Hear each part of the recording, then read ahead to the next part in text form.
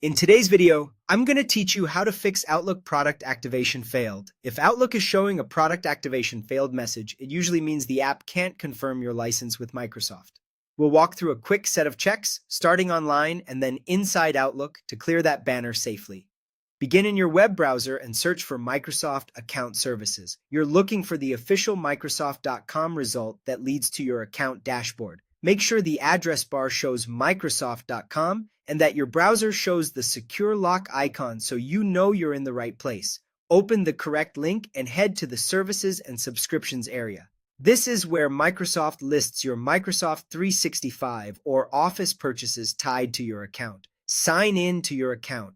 Use the same Microsoft account you used when you bought your subscription or redeemed your license. Many people have more than one Microsoft account, so double-check the hint letters on the sign-in screen and avoid signing in with a work or school account if your license is personal.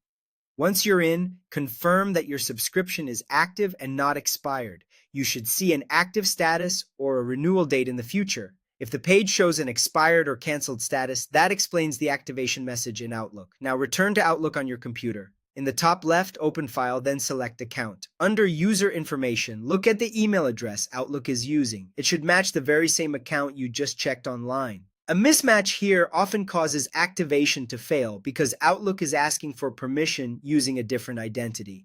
Next, allow Outlook to perform a high-priority activation check. In the Start menu, locate Outlook, right-click it, and choose Run as Administrator. Approve the system prompt if you see one. This temporarily gives Outlook the permissions it needs to refresh activation with Microsoft's servers. Finally, make sure your device's clock is accurate. If your PC's time is off, secure connections to Microsoft can be rejected. Right-click the clock on the taskbar, choose Adjust Date/Time, and click Sync Now. It only takes a moment, and it's a common fix. Also glance at your time zone to ensure it matches your location.